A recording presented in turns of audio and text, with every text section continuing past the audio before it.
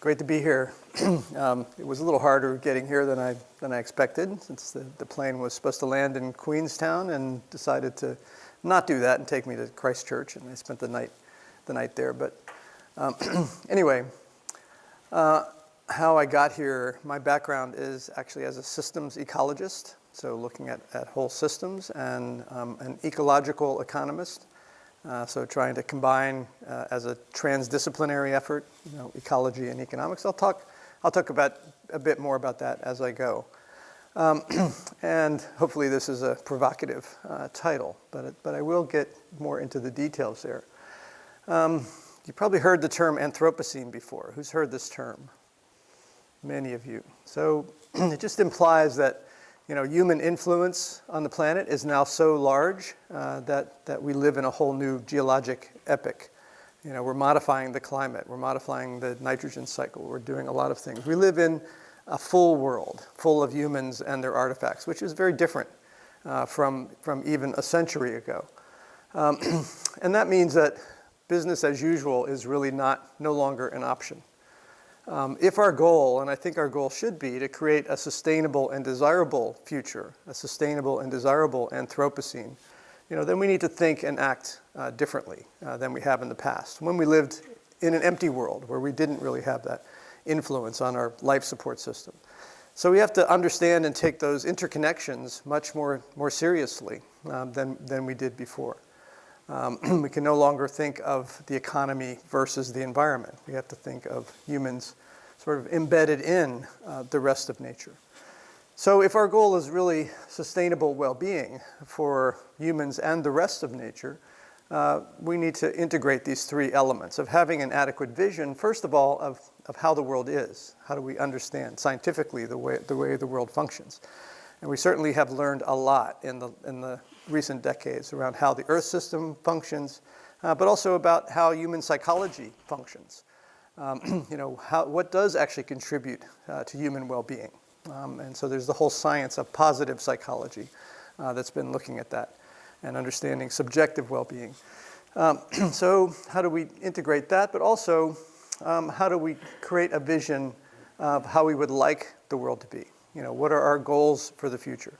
Can we build a broad consensus about the kind of world that we really want to live in? And I think that vision can help us to create that world. That has to be integrated with appropriate tools and analytical techniques.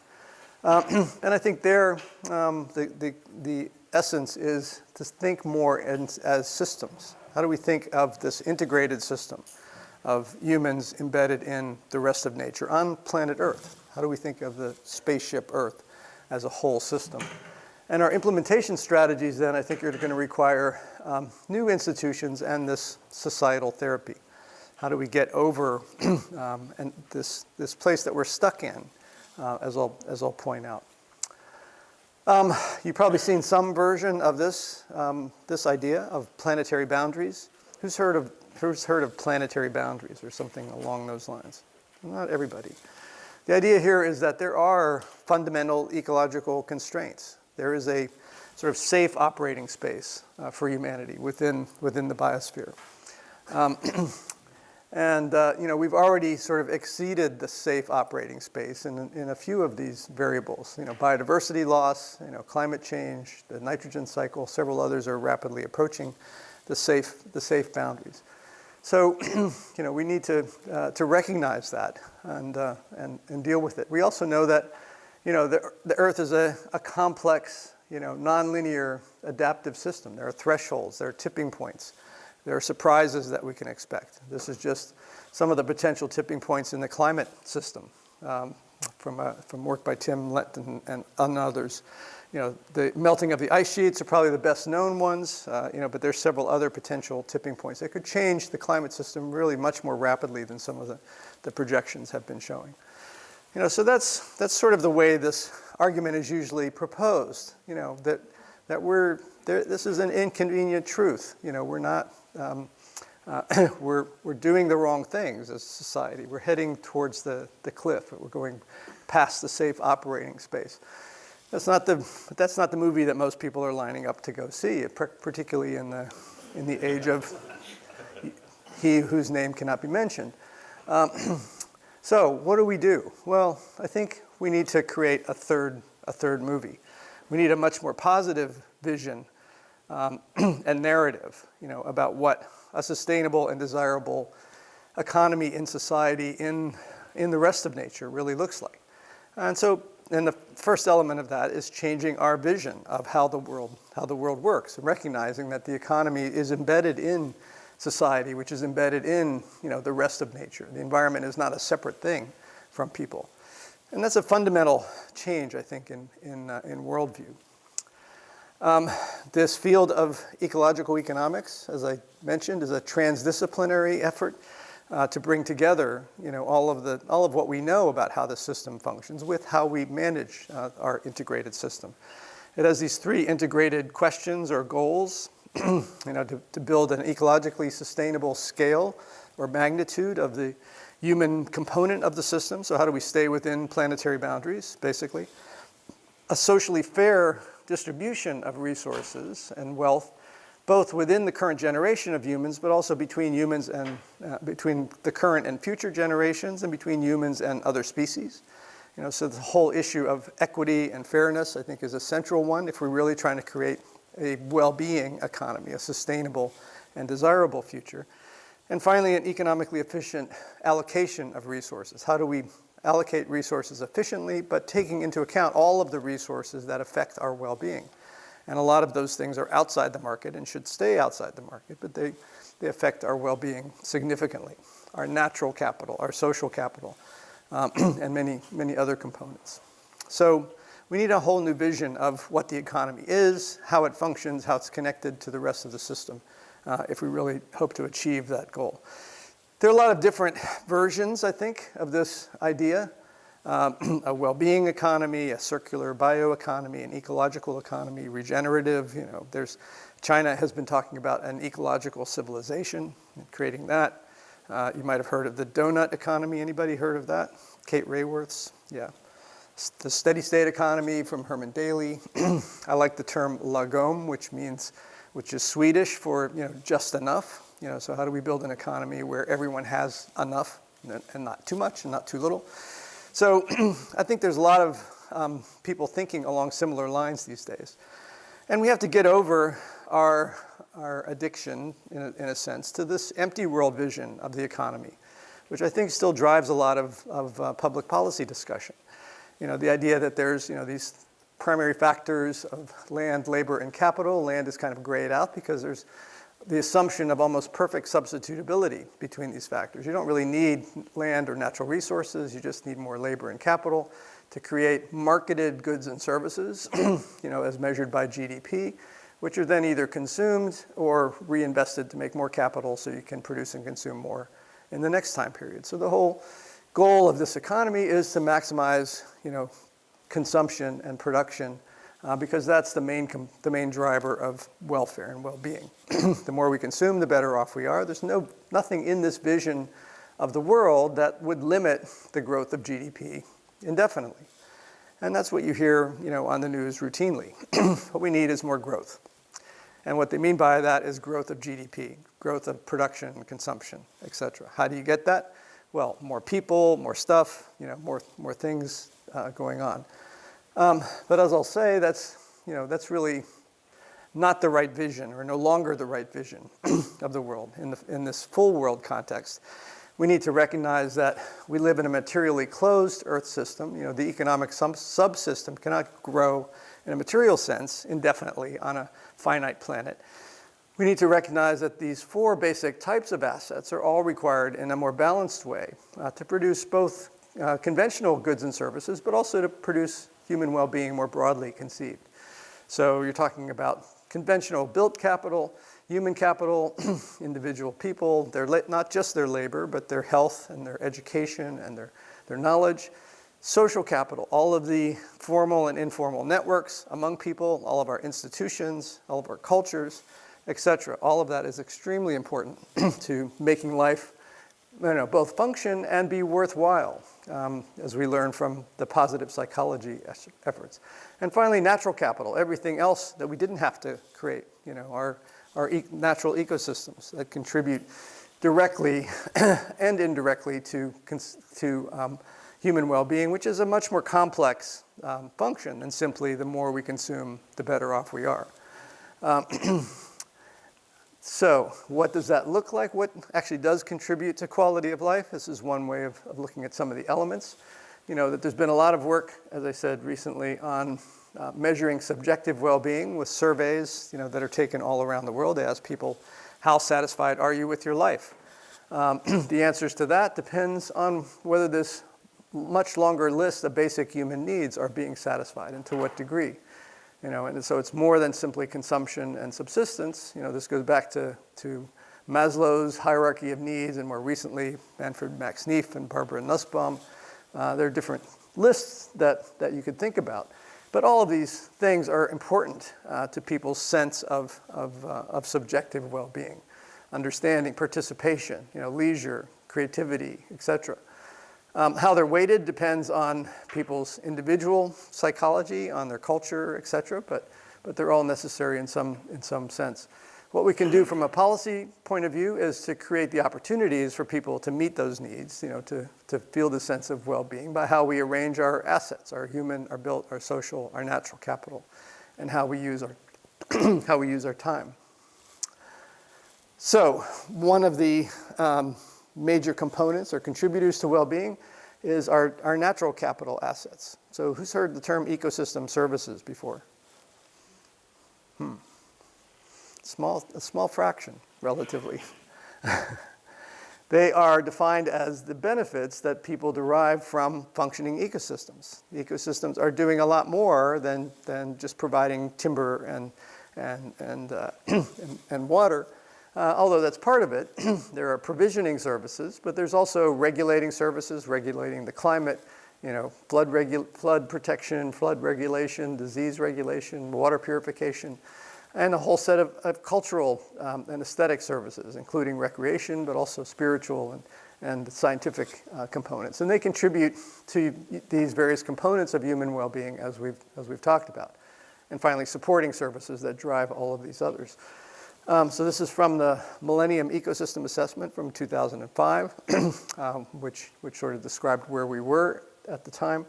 I think what's missing from this diagram is the interaction with the other forms of capital that I mentioned. These ecosystems services don't just flow directly from natural capital.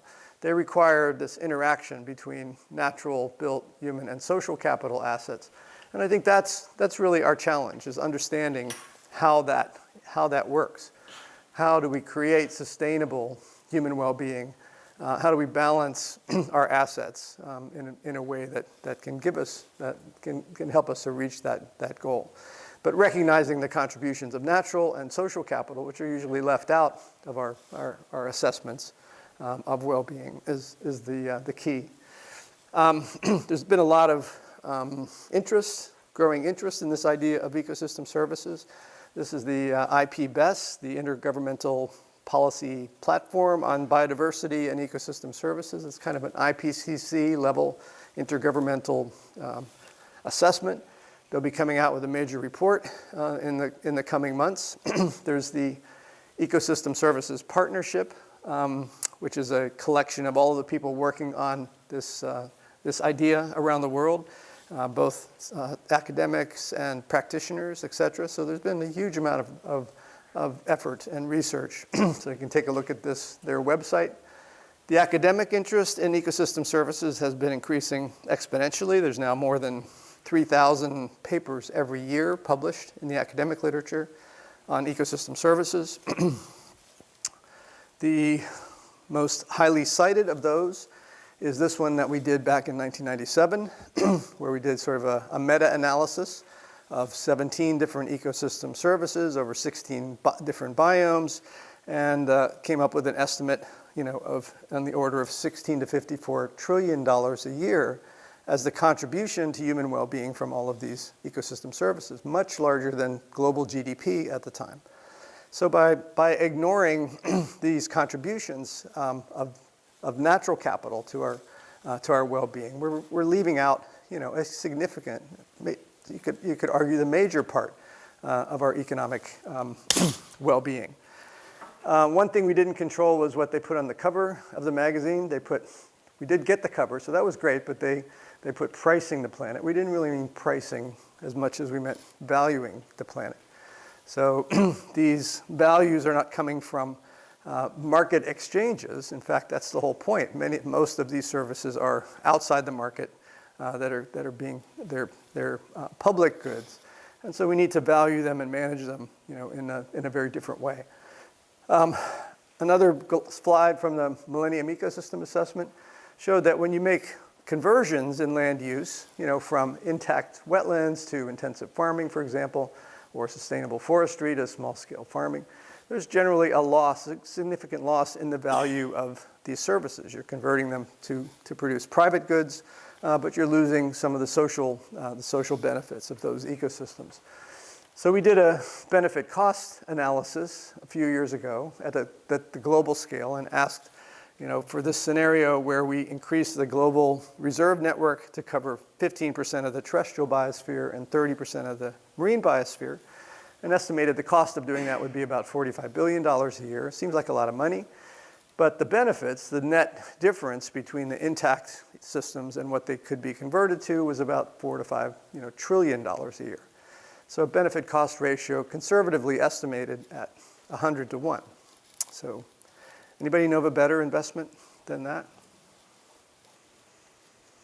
Nobody ever comes up with anything. I found one, and that was for oil companies investing in political campaigns in the United States, which turns out to be about 400 to 1 return on investment.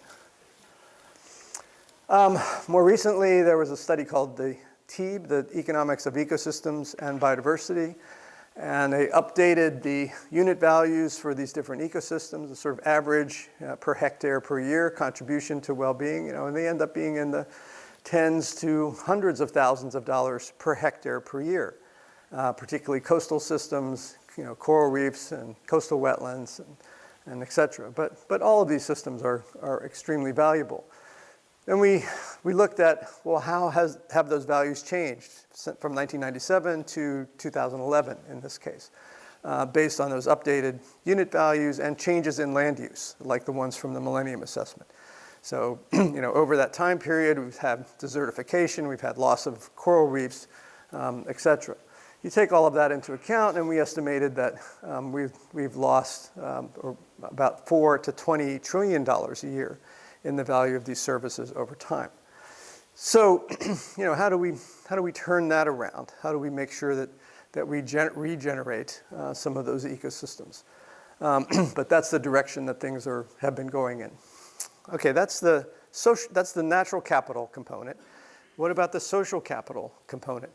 We know that a fair distribution of resources is essential to quality of life. This is from a book by Richard Wilkinson and Kate Pickett called The Spirit Level. I'm not sure if anybody's read that one. A few of you, yeah. Very important contribution. Showed that, if you plot income inequality in OECD countries against this whole range of social problems and this index of social problems, you get a pretty strong relationship. The higher the income inequality, the worse these social problems tend to be.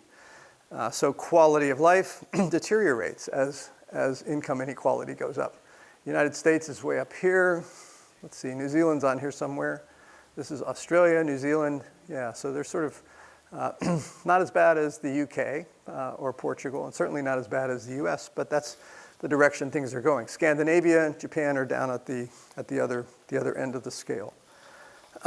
So income inequality and distribution has a real impact on how social capital is built and how that influences societal well-being.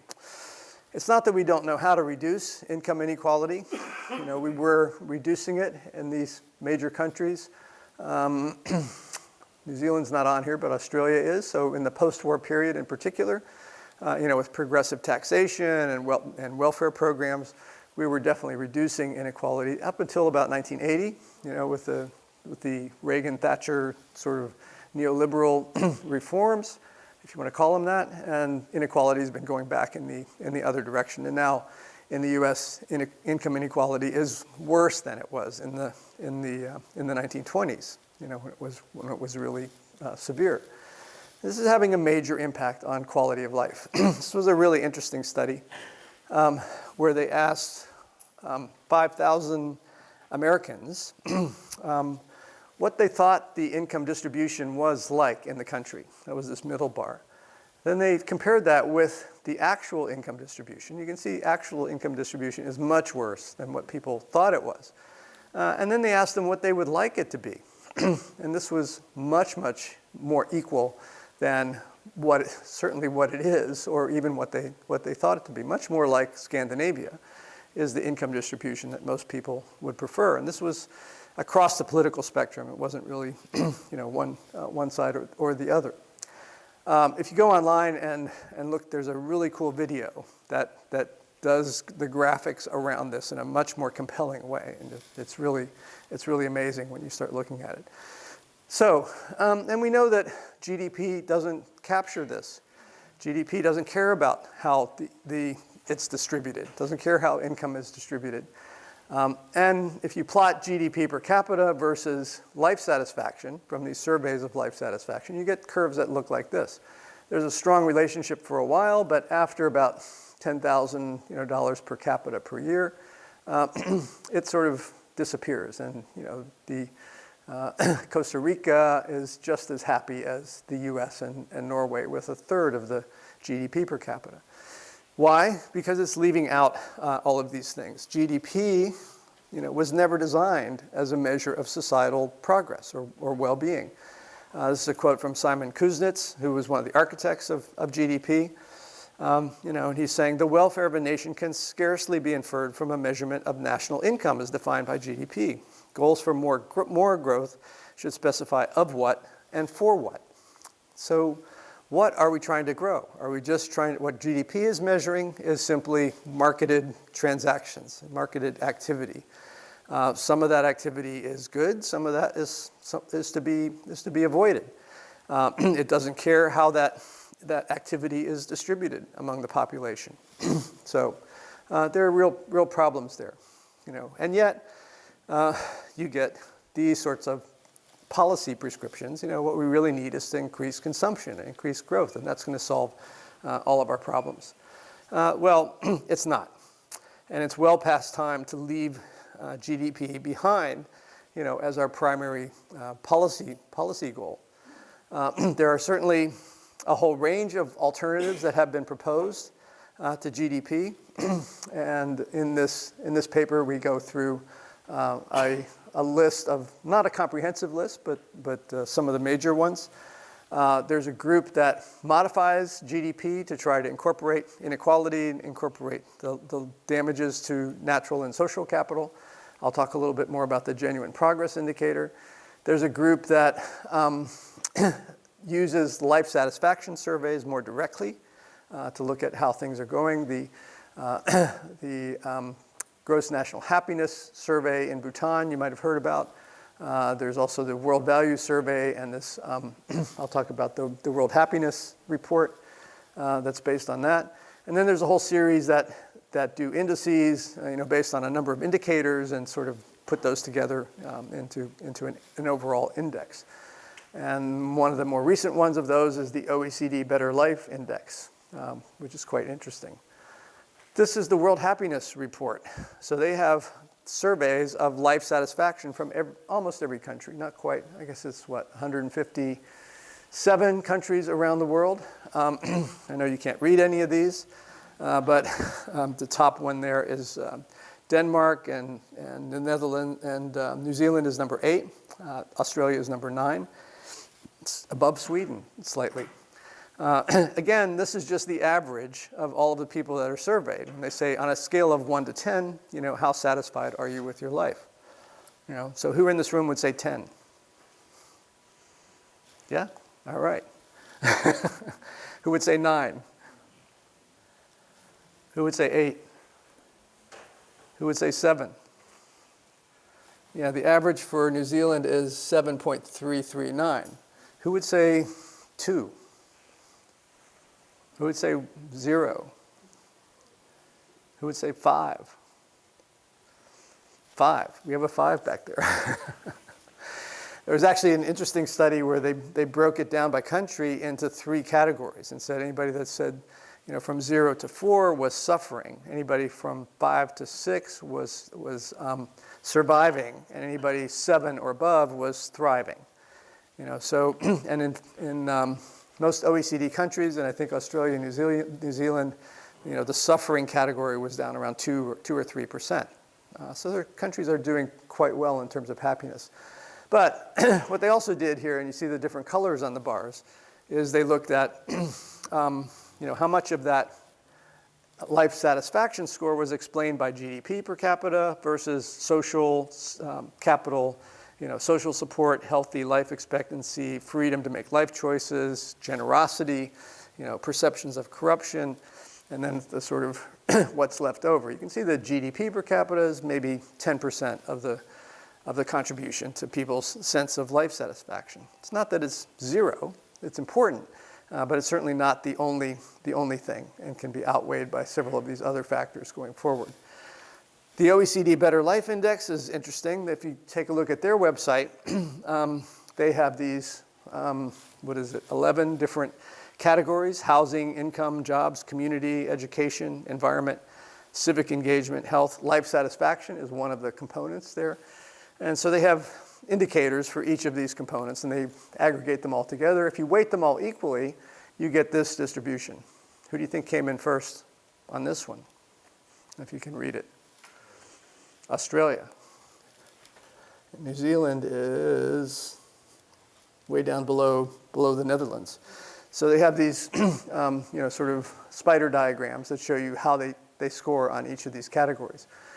One interesting feature, if you dig in a little bit into the details, you say, well, what indicators did they use? For civic engagement, for example, they used percentage of the population that votes. So in Australia, you're required to vote. The percentage of people who vote is very high. Is that true in New Zealand as well? No. And most other countries, it's not. I don't know are there any other countries that require people to vote. So they score high on that category. The nice thing about this website, though, is you can go in and change the weights. So you don't have to weight everything equally. You can say, well, I don't think that's that important. I think the environment's more important, or housing, or income, or whatever. And then that will automatically show you how the rankings of the different countries change. One that I've worked on more is this one called the Genuine Progress Indicator, which starts with personal consumption, but then it weights that by income distribution to get at this relationship. We know that $1 worth of income to a rich person doesn't produce as much welfare or well-being as $1 worth of income to a poor person. So you've got to weight it by the distribution of income. It adds a few things that are left out of GDP, like the value of household labor, the value of volunteer work, things that are very positive contributions, but they're not marketed, they're not incorporated. And then it subtracts a bunch of things that are left out that shouldn't be counted as positives. The cost of commuting, the cost of crime, the cost of air and water pollution, et cetera. So when you do this, and it's been done for maybe about, in this case, we had 17 different countries for which this index has been calculated. And you can see that there's a general pattern there. That since 1950 or so, things have been increasing along with GDP, but after about 1980, GPI has leveled off. If you look at the United States here, that's this one, so it's sort of not increased very much at all. We have New Zealand on here? Yes, New Zealand has, can't pick that one out. It's been a little more complicated there. But we put all of this together into a global indicator, and you find that even though GDP per capita has been going up quite steadily globally, GPI after about 1980-ish has leveled off and actually declined a bit. So we've gone from a period of what you might call true economic growth to uneconomic growth. The economy is growing, but it's not really economic. It's not improving welfare or genuine progress if you take into account some of these negative side effects of growth. So it gets back to Kuznets' quote, what do we want to grow and why? We don't necessarily just want GDP to grow. Some governments have incorporated the GPI into their planning. The state of Maryland routinely calculates GPI now and uses that for policy purposes. The state of Vermont in the US has written this into legislation, so it's kind of required that they estimate and publish the results for the GPI every year. And several other US states are thinking about doing that. And I'm not sure, is New Zealand thinking about doing this? It has, well, I know it's been calculated, but are they thinking about making it sort of a more official? Yeah. Yes, but I've heard that the Prime Minister, has been talking about well-being as being a major thrust or component, and so it might be something to calculate more routinely as these states are doing. Okay, but there's still a long way to go, and I think none of these indices are perfect, and I think we need to build a better system of modeling and measuring sustainable well-being in connection, in particular, with the UN Sustainable Development Goals. How do we do that? Well, for example, GPI 2.0 has been suggested. It includes a few things that are missing from the current version, which are the positive contributions of natural capital, the positive contributions from human and social capital. GPI includes the costs, but not the positive contributions. And there's a lot more to do. So, but to create this sustainable and desirable future, we have to change our vision of what the economy is, and we have to break our addiction to this growth at all costs economic paradigm. And it is, I think, very much an analogy to an individual addiction. There are positive feedbacks in the short term, but we know that it's leading us in the wrong direction in the longer term. How do we do that? And a key step in that therapy is going to be building a shared vision of the world that we really want. So we published this paper. I'm not sure if this was distributed to people with some psychologist colleagues, which asked the question, what can we learn from what works at the individual scale to overcome addictions? How can we apply that at the societal scale? And it turns out that the worst thing you can say to an addict is, you're doing the wrong thing, you've got to stop doing this, it's just going to kill you. In the end, that immediately gets a very defensive denial kind of reaction, doesn't lead to behavior change. And that's the way we've been framing the arguments to society. So we get the same sort of denial kind of reaction. One therapy that seems to work at the individual scale is something called motivational interviewing, that engages the addict first in discussing what their life goals are. You don't make it a confrontational discussion. You say, what are you trying to achieve with your life?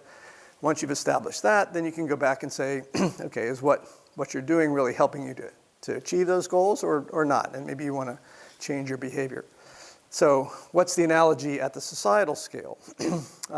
How do we get society to think about our life goals, our vision for the future, the kind of world that we want?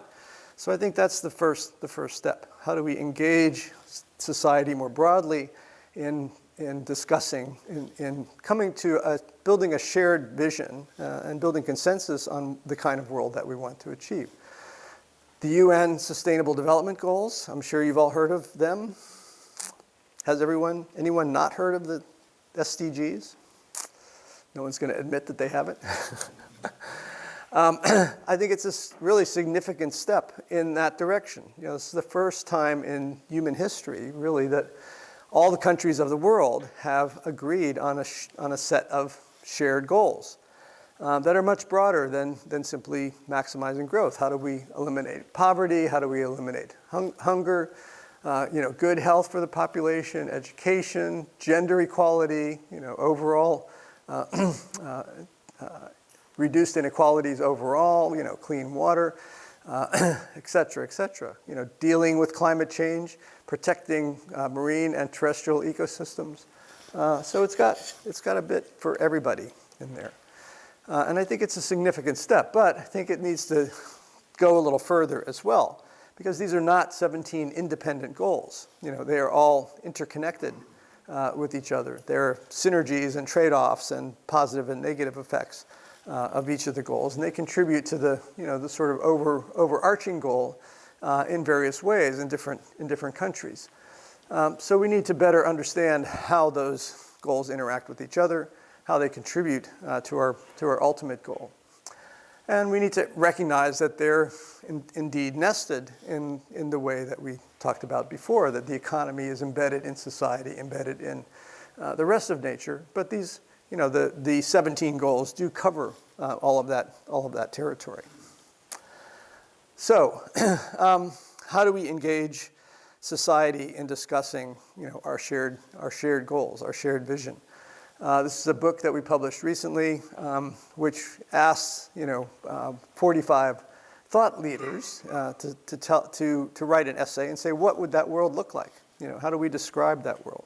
How do we get people to think about the kind of world that we really want to see? There's also been a lot of work on scenario planning around the world. Who's heard the term scenario planning before? A few of you. Yeah, it's a very, very useful and popular mechanism for dealing with uncertainty in the future. It was actually developed by Shell Oil back in the 70s and applied. One of the first applications was in South Africa in the immediate sort of post-apartheid period, where they managed to get the incoming black government and the white government to sit together around the table and talk about what were some possible futures for the country. And that led to them agreeing that this flight of the flamingos scenario, where they all sort of rise up together, was the best way to go, and that I think helped to make that transition in a way that was much better than it would otherwise have been. The IPCC has used scenarios for quite a while. The Millennium Ecosystem Assessment, which I talked about, has also used them.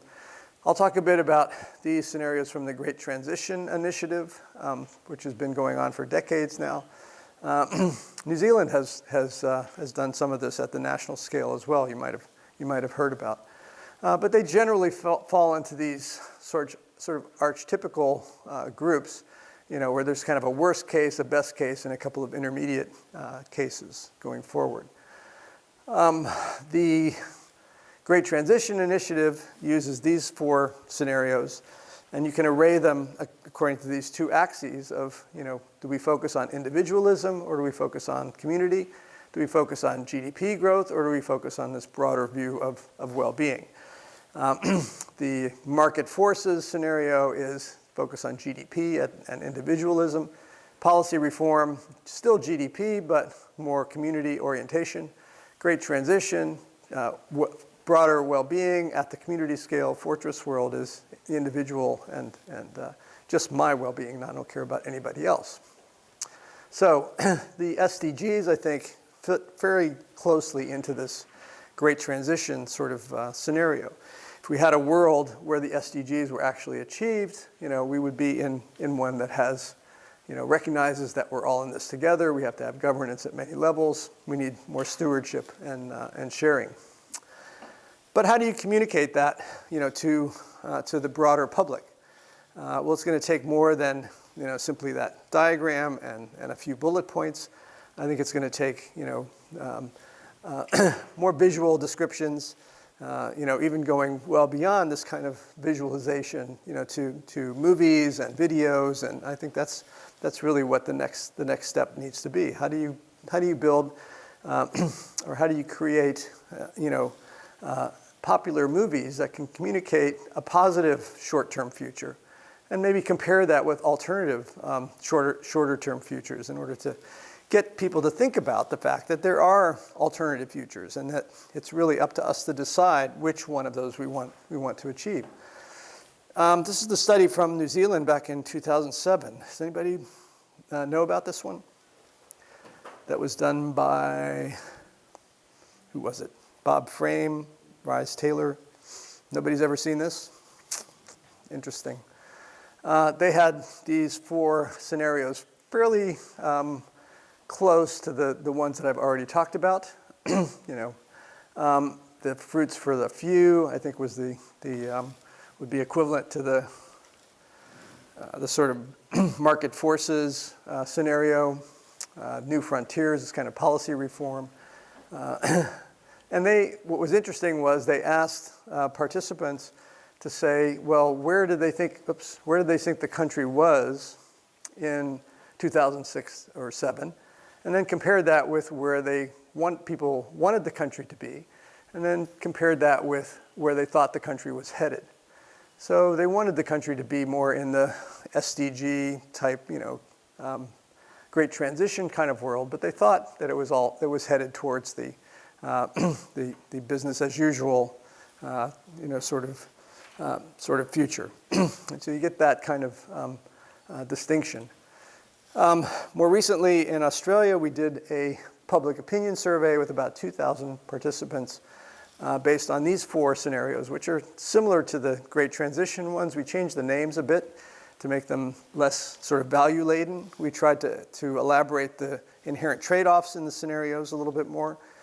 So instead of the Great Transition, it was community well-being, free enterprise instead of whatever it was before.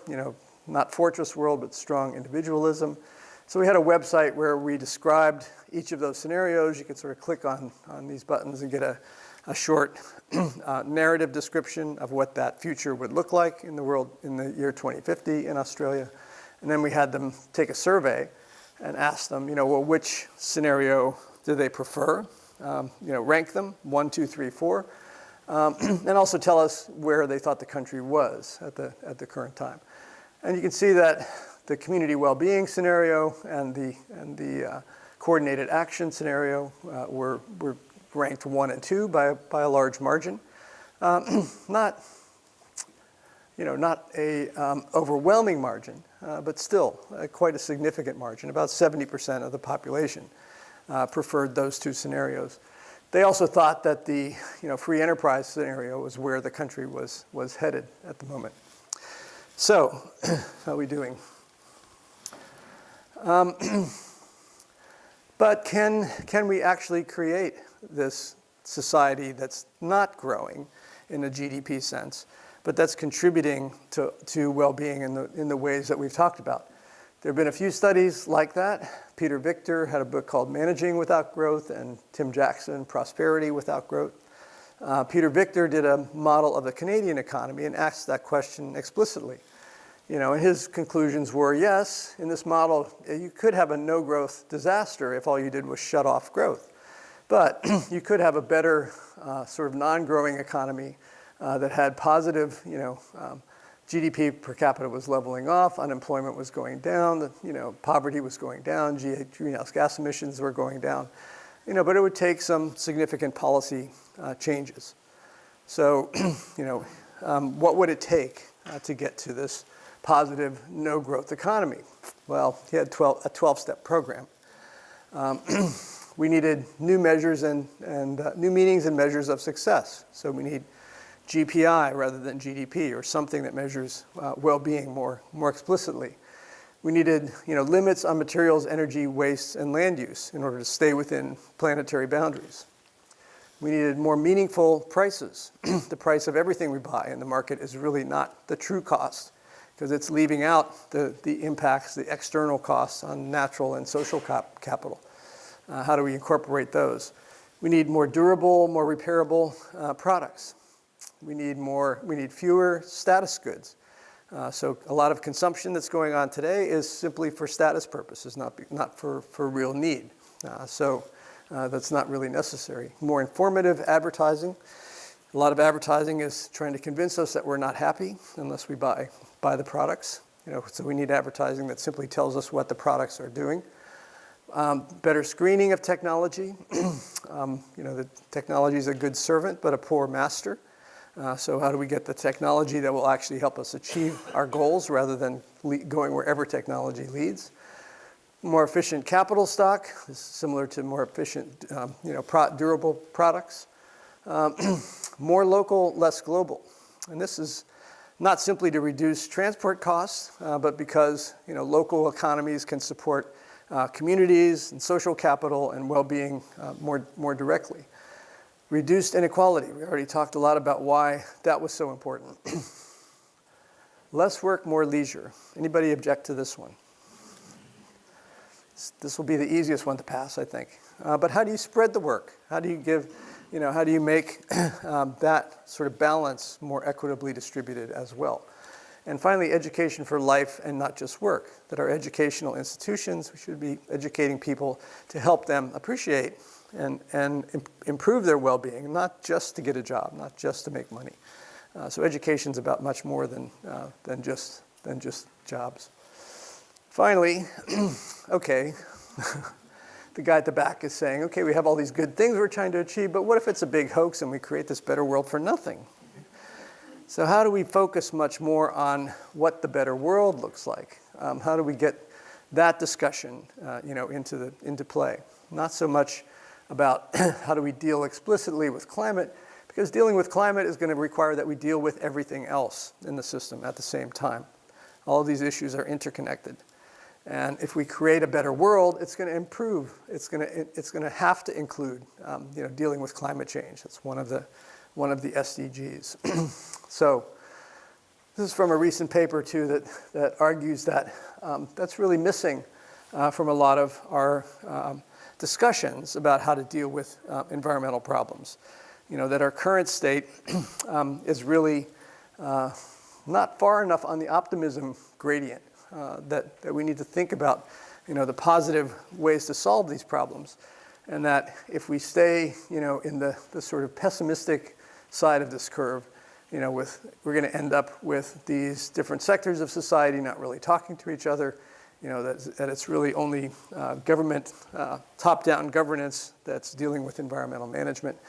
We could do a much better job if we encourage more engagement. And to do that, we've got to move in this direction on the optimism gradient. That we can do this by engaging government, the public, industry, science, etc. So we talked a lot about this earlier today in the workshops that we were doing. And finally, I think we need to build a much broader alliance among all of the groups and individuals and governments that are thinking along these lines. and I've been involved in starting this organization called the Wellbeing Economy Alliance, or We All.